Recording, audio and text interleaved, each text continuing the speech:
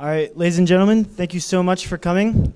Today, I'm going to be talking about Terminator. No, I'm just kidding. Today, I'm going to be talking about predicting the threats of the future in 10 years using a new form of analysis that I've done in order to bring some sort of objective lens into that idea. So to begin with, I want us to all kind of put ourselves in the context of 2028. We're in Tibet. Now, you are sick, you are a citizen of a small town in Tibet, and you need to go to the doctor. The issue is there's only one doctor in the entire town. So the doctor has to rely heavily on artificial intelligence in order to diagnose and recommend medication for a lot of their patients so that they continually get everyone through. Now, something goes wrong. The AI that actually recommends this medication is recommending the wrong stuff. And it's not only actively not alleviating the problem that you have, but it's also making it worse. Now the question you're asking yourself is, well, who's responsible for this? How could we even predict something like this from happening? And that's the question that we try to answer. So to begin with, I'll talk a little bit about myself. I'm currently a cadet at the United States Military Academy, where I major in math, whose year-long thesis you're about to see, and physics. After the academy, I will spend 2 years at MIT studying quantum information science. Afterwards, I will also branch into Army Cyber, where I will hopefully conduct further analysis on how we can do threat prediction and strategic foresight for the military. As you can see here, I like competing in cyber policy competitions put on by the Atlantic Council, and also I like to play rugby. This is, I think 2 years ago we beat Navy. Doesn't matter, we've beaten Navy every single year for the past 4 years. Yeah, the real streak's right here, honestly. So, let's begin. Today I'm going to talk to you about something called threatcasting. This was developed in conjunction with the Army Cyber Institute and ACI. Then I'll also get into the idea of how we can use threatcasting for strategic foresight and conduct further objective analysis on it. And then we'll go through an example, and I'll present what future work could look like for this and take any questions you guys might have. So, to begin with, as you all know, technology can be abused for nefarious purposes, much like geeks like yourselves. And current methods of assessing what those abuse methods look like right now relies heavily on social science expertise and subject matter expertise in the field of cybersecurity. Now, my issue with this is as you can see from the bottom line, there's a gap in the quantitative and qualitative analysis for strategic foresight. So the Threatcasting Lab was developed in conjunction with Arizona State University's Future of Innovation and Society, as well as the Army Cyber Institute headquartered at West Point. And as you can see from their mission statement, it's to serve as the premier resource for strategic insight, teaching materials, and exceptional subject matter expertise to envision possible threats 10 years in the future. So right now they're looking at specifically 2028 and what those futures look like. In this case, what the threatcasting process looks like is this. What they do is they look at social, technical, and specific trends within society in order to form data with opinion as they bring in subject matter experts twice a year in order to create these futures. From there, they turn this science fiction prototype into science fact through analysis, and they look at how they can recover from these events from occurring in the future. So, what you'd see normally is a 170-page technical report. This past year, they did one on artificial intelligence. The year before that, it was about automation in society. And typically, these reports contain about 100 pages worth of soft data analysis and expert opinion from leaders of industry, government, and academia. Now, I have one problem with this. Focus is too heavy on subjective analysis.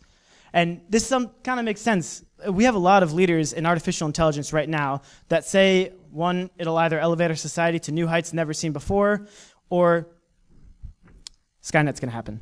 And really, it all depends on what your experience has been in the field of artificial intelligence. And that's something that I want to be able to bridge that gap between those two understandings so that we can find what the actual verifiable threat is.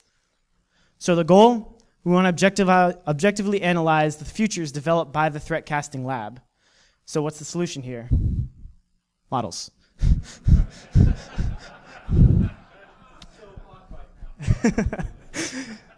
So, agent-based models in social simulation is a very unique and powerful programming software that can be used to create entities, autonomous entities that act given a certain set of rules that you program into the simulation. They all interact within a specific environment, and they have specific characterization tools that you can use to create very, very intricate systems that would normally not be developed in the real world. For instance, competing species systems. Are you really going to put like a group of mice and a group of hawks in the same room and watch all the hawks kill the mice? Probably not. I mean, that's cool and all, but maybe you could just simulate that. Or humans versus zombies. I think we all want to know what that looks like in the future. I don't think we really want a zombie outbreak. I mean, maybe some people do. They're weird. So, you might be asking yourself, but why agent-based models? Well, the answer to this lies in the fact that, one, they're adaptable. Agent-based models are specifically designed so that you can create any type of scenario that you want using a very interesting programming language called Groovy. Two, they're visual. There's a lot of visual capabilities that you can leverage with agent-based social simulations so that you can look at what the interactions look like in that model itself. And three, they're free. I think we can all agree that free things are better. I've seen a lot of you at the booths, so. So there are three main considerations that went into developing this model. So the first consideration is, how do we uniquely characterize the environment that these simulations happen in? And this is a very interesting question that goes a lot into kind of the idea of what does the cybersecurity field look like, what do the technology threats look like, and how can we kind of bridge those two in order to determine what the agents are going to do when they're actually placed in that environment. Two, who plays a role in this scenario? What are the agents specifically that are going to be in this scenario? And finally, three, how can we best create this model so that it is actually reflective of what we see in cybersecurity and society as a whole? So we've gone and set out for the past year or so of determining three main factors that go into this model. First are the technology factors. And essentially what we're doing is we want to model and analyze what the threat posed by emerging technologies looks like in the future. So we've developed these 10, maybe I can count, specific technology factors that we believe characterize technology and society. Some of these might be very intuitive to you, such as implementation costs. I think we can all recognize that. Some of these might be a little bit more difficult, such as what does ability to unify mean? Or what does ability to secure mean? So what you do is you take these models and you'd apply them to a specific domain. As you can see here, the domains that we have listed of where these technologies would apply is something like the critical infrastructure as listed by Presidential Policy Directive 21, or what you traditionally consider space, cyber, air, and land, not sea because the Navy doesn't matter. And then finally, we have 4 specific agents that actually go into this model. The first is what you consider your traditional malicious actor, the attacker.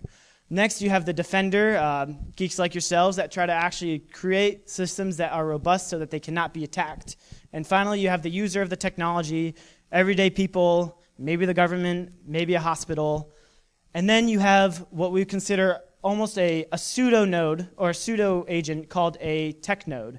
And the tech node is the agent by which every single other agent in the simulation interacts with one another. And this is kind of what you'd see in regular society, right? You need some sort of physical medium in order to conduct an attack on any other system. So the tech node serves as that proxy to conduct the attack.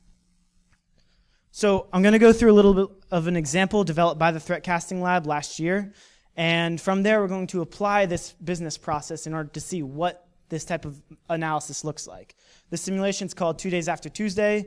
Hopefully it scares the pants off you. So we have Bill. Bill is an employee of Red Hook, an employee at the Red Hook port in New York. Bill's responsible for the shipping of goods to and from locations in New York City. However, there's way too many goods that they're trying to ship out in the year 2028 because it's a consumer world. So Bill has to rely heavily on his artificial intelligence scanners in order to conduct security scans at the port for things that are coming in. However, these scanners suck. They constantly break down. These scanners don't know. The shipping parts always have to come in multiple times. Because of this, Bill complains about them quite a bit. Now, what Bill doesn't know is underneath the surface of all this happening, there's a phishing attack that occurred with one of his employees at the port. Because of this, the malicious actor that has now gained access into the communications network of the Red Hook port can see when Bill is complaining about the stupid scanners. And in addition to that, they have an AI-assisted web crawler in order to determine what type of vulnerabilities might exist on this system. So they see the word AI or they see the word scanner and they think, Here's the window of opportunity. So what do? They pass a command to the automated resource movement system to order milk and bananas. Now, milk and bananas are a perishable good, so they're prioritized over all other items that would go normally through the Red Hook port. So they order milk and bananas for every single household in New York City. Now, this takes up a lot of the port's resources, and now suddenly, because of this, you can't get the artificial intelligence scanning parts that you want in order to conduct further security scans on your port. So they let something sneak by. This is the perfect window of opportunity for a kinetic attack to occur. What you have here is you have a radioactive substance, known as a dirty bomb, passing through the port because the AI scanners were not able to pick it up because they had to resort to manual checks on these items. And because manual checks take a long time, they're not going to check every single thing that goes through that port. So the bomb detonates in New York City. Chaos reigns. Stock markets plummet. Global war on terror number 2 is declared. As you can see, this is a terrifying scenario. Millions are dead. We don't want this to happen. The end. Now that you guys are sufficiently terrified of all dirty bombs and artificial intelligence, let's go through an analysis of what this situation actually looks like from an objective frame. So to begin, we'll start with the 3 variables here. You have the AI security scanners, the automated resource movement tech node, and then the communications network used by Bill and his employees.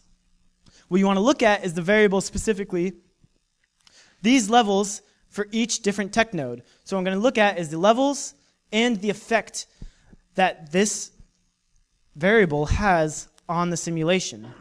The levels here are going to be recorded on a scale of 1 to 10, sort of akin to a Likert scale. This is where we bring the subjective analysis from subject matter expertise in the cybersecurity field into the objective framework. So we'll start with the AI security scanners. We have a dependency level of 7, which is what causes these security issues to pop up in the first place, is because they're so dependent on this technology in order to conduct these scans at the port. In addition to that, the upkeep cost is huge for a technology like this. Level 10. Because of this, the parts keep breaking down. As you can see, this creates the window of opportunity to sneak something kinetic into the port. Now you have the automated resource movement node. As you can see here, there are 3 main high levels that affect this simulation. You have the level 10 dependency. Everything depends on the automated resource movement in order to continue, which is why it can be used as a tool of manipulation to give access or move commands through the system. Then you also have the unification factor of the automated resource movement, which is essentially what allows the attacker to have access to every single other tech node, such as the AI security scanner and the comms network, and what allows them to gain this sort of autonomy to do what they want in the system. And then finally, you have the communications network itself used by the employees. Now, the dependency on comms, I would be surprised if we moved to a society that just never talked to each other, but there's a high level of dependency on communications network, which is what allows for that surveillance in order to determine where that vulnerability is. In addition to this, there's a medium level of user savviness, which is what allows the attackers to essentially conduct a phishing attack, because as much as we'd like to think the general population knows when to spot a phishing attack, it's probably not the case. And then you have the unification of the comms, which is what allows to unify the automated resource movement, which is not just regular communication between employees, but also between systems, and creating a smart automated system in order to ship goods out. But in addition to that, this is what allows for that monitoring to occur. Of note, there are no defenders in this future. There's nobody here to actually secure the system, at least not in this scenario right now. And anything that you see here that says NA, it just means it didn't have an effect on the simulation for that specific tech node. So the attacker itself is what we'd characterize as state-sponsored terrorism. They're more patient, they have better capabilities, and their end goal is destabilization in this case. So now let's go through what the interaction diagram would look like in this simulation. So to begin with, we'll start with the tech nodes. So as you can see here, we have the artificial intelligence communication scanner used by the attacker so that they can crawl and look for the different vulnerabilities that they're trying to seek. Then you have the AI security scanners used by the port in order to determine whether or not something is radioactive, etc. And then you have the automated resource movement tech node itself, which is what ships goods to and from every location. So nested in between the automated resource movement system and the AI comm scanner is, first you also have the communications network, which is the compromised technology in this case, as well as the security sensor up here, which is a part of the AI security system as a whole. Nested in between these two is the state-sponsored terrorist itself. And in addition to this, you also have the two other users that are involved in this scenario. In this case, you have the Red Hook port, which are the employees, and you also have the New York smart appliances that are the ones ordering this milk and bananas. So let's start with the connection that Red Hook has with the other two tech nodes, the AI security and the automated resource movement. Because of the unification factor of the ARM, there's a high level of unification between each different tech node, so there's a link between them. In addition to that, the ARM is also going to be linked to the New York smart appliances because that's what's communicating with them to ship these goods. Now here comes the malicious actor. They conduct a phishing attack. They get access into the communications network, which inadvertently gives them access as well into the ARM and the AI security. This is what allows them to conduct surveillance on the Red Hook port communications network, which then, in turn, they find a vulnerability and they pass a command through.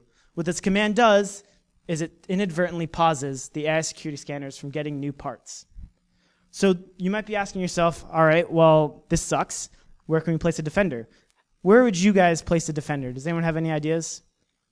Maybe somewhere like here, or here, or here, or here. Yep. Probably between the security and the appliances, maybe? Right here? Yeah. So that's an interesting thought. Previous times people have answered this question, they've given something like this. Personally, I thought, well, let's put our superstar defender right there. Because what if we were allowed to put our superstar defender so that it monitored traffic between the smart appliances as well as the automated resource system in order to see whether or not a command such as milk and bananas at every single home in New York is really a legitimate command. So this is something to kind of think about, is that the power of this type of objective analysis is like, as you said, you could put it here, or you could put it here. What's nice is that we now have a framework to look at it and look at maybe different avenues of approach of how to mitigate these problems.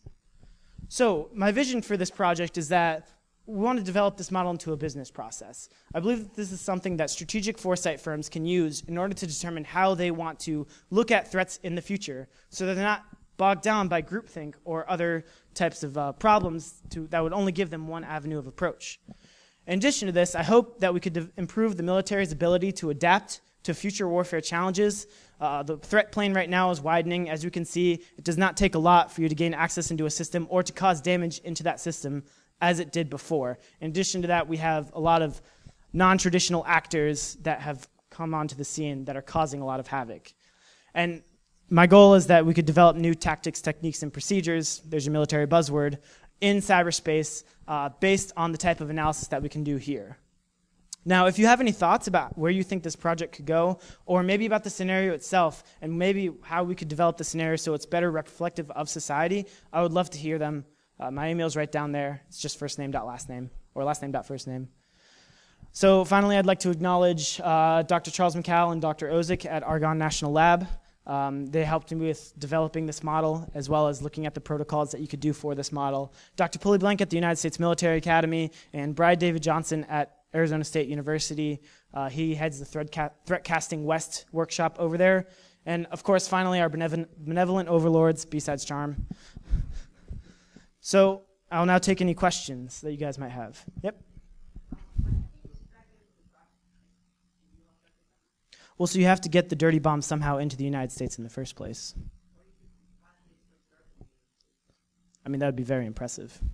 If they could find the special nuclear material in order to actually harvest that and develop it in the U.S., that would be, I mean, more. The question was, so why don't they just drive the truck from somewhere native to the U.S. into the port or somewhere into the city? And my answer to that would be, it's much more difficult to develop a dirty bomb in the U.S. than it is to develop it outside and ship it into the port.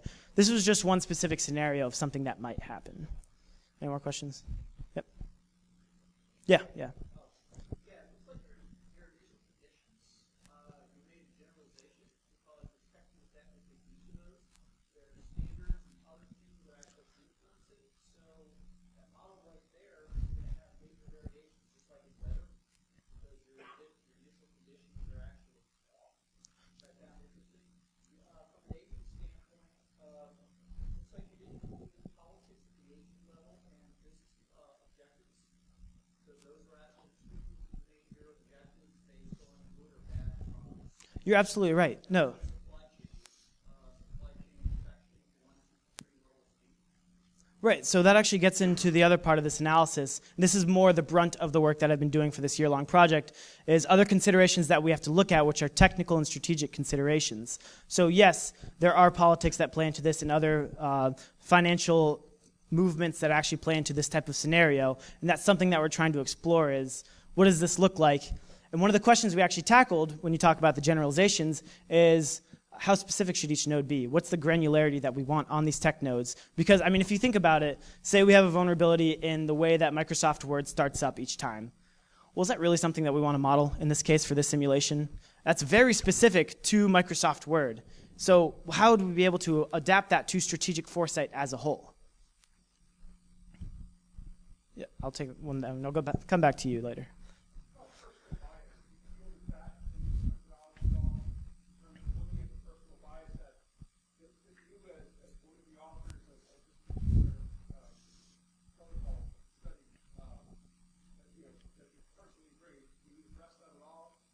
Right, yeah. So the intent of this project was to actually remove personal bias from subject matter experts by developing this framework for them to use. So in this case, you're right, my personal bias does come into this, but the idea is with all methodologies of bringing soft science into the hard science and using numbers, there's going to be some sort of level of subject matter expertise that you need to be able to quantify, which is why we're trying to minimize that as much as possible by doing something like this. But it is a very important concern. You have another question?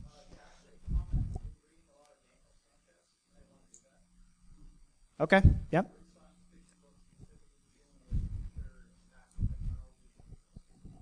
Yeah, absolutely. Thank you.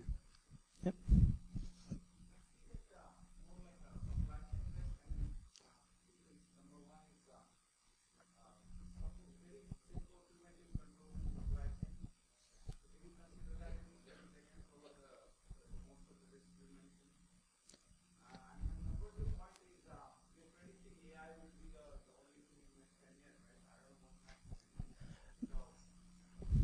Yeah, no.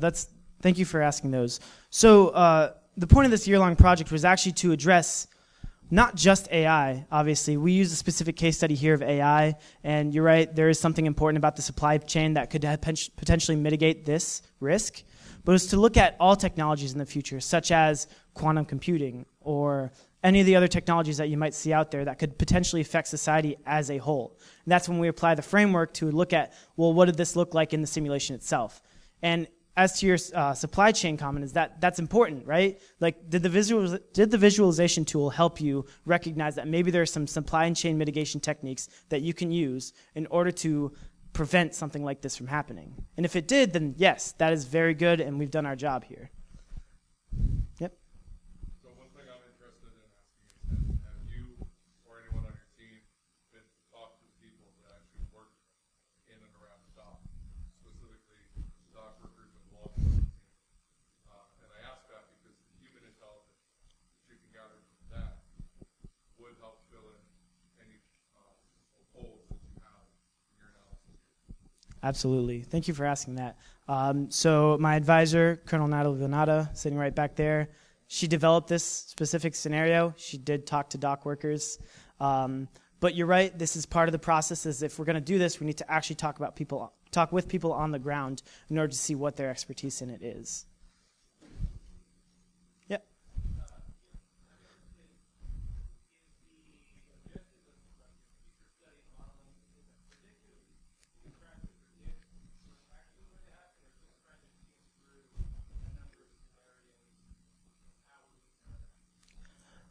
So it's a little bit of a mix of both. So yes, we're bringing in leaders of industry, government, and academia in order to see what's feasibly could happen 10 years down in the future. And then from there, that's when we're conducting our mitigation techniques and trying to figure out how we can solve those issues. So there is a prediction aspect of this, which is what we're doing. We're predicting 10 years in the future, what these scenarios could look like. Maybe there's a feasibility analysis that we're conducting on that and a likelihood analysis based on politics and whatnot. And then from there, we're doing that mitigation